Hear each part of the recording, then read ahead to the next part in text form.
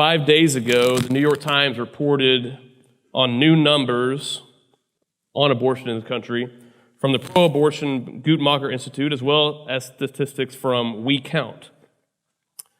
Firstly, they said that in 2020, the abortion numbers, before the Dobbs overturned Roe and all that, there were around 465,000 abortions were recorded across 50 states and Washington, D.C. in 6 months.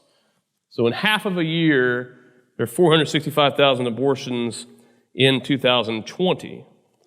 And that's all the states and D.C. together. This year, the first 6 months of 2023, across only 36 states, there's an estimated 511,000 abortions that have taken place. Almost 50,000 more abortions recorded in the first 6 months of 2023 than in 6 months in 2020. Quoting from the article, because that's actually not all of them. The report excludes abortions obtained outside of the formal healthcare system through, for example, pills mailed into states with bans from other countries or states where abortion is legal. Those are called self-managed abortions, what they're commonly called. And that is really a do-it-yourself abortion. You get the pill and you do it yourself. Other data suggests that thousands of people, especially those living in states with bans, have ordered abortion pills from overseas. So there's 14 states that were not included in this because, as the New York Times article itself said in its own map, so these states have banned all abortions, or as a lot of pro-life organizations like to say, these states are abortion-free. However, abortions are still going on there.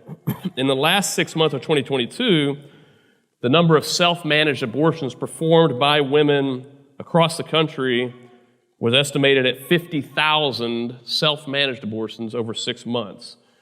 Again, that's not taking place in a clinic, not even getting the pills from a clinic. It's getting the pills ordered in from overseas or from another state and taking them at home without ever visiting with a doctor. If that 50,000 continued across the first 6 months of 2023, it would put the overall total across the country at 551,000, almost 90,000 more abortions in the first 6 months of 2023 than in 2020. That puts us on pace for a little over 1.1 million abortions in America this year, which is the highest in 13 years. But Roe versus Wade is gone. I thought we were done. I thought we were done in some states. So things have not gotten better since Dobbs. In many ways, they've gotten worse since Roe's been overturned. Yeah, but the New York Times map says, look, there's 14 states where we have banned abortions. At least we've got that, right? Those states are Idaho, North Dakota, South Dakota, Texas, Oklahoma, Wisconsin, Missouri, Arkansas, Louisiana, Mississippi, Alabama, Tennessee, Kentucky, and West Virginia. 14 states that, according to the New York Times map, banned all abortions or are abortion-free. But are they really? What's really going on in those states? Well, data shows that those self-managed abortions that I was talking about, those pills from outside the normal healthcare system, are going into these states, into these 14 states that have allegedly banned abortion.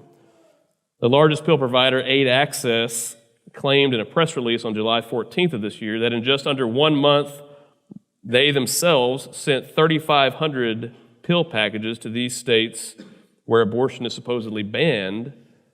And that's just the ones that they sent from within America. That's not even including the ones from overseas. They estimate that 88% of those packages sent are ultimately taken by women to abort, right? Some of them aren't used, 12%, but about 88% are used to abort a child. That's over 3,000 a month, and that's just from one provider, the largest provider, but just from one. And extrapolating that out based upon the market share of Aid Access, and not even including what they ship from overseas, we can estimate at least 40,000 abortions in 6 months taking place in these states that are supposedly abortion-free. Though that doesn't even include the many that are going outside of those states into these other 36 states to have their abortions there. That's the ones they're doing in state, at home. So that's over 80,000 abortions a year that are still happening after Dobbs, after Roe, in quote-unquote abortion-free states.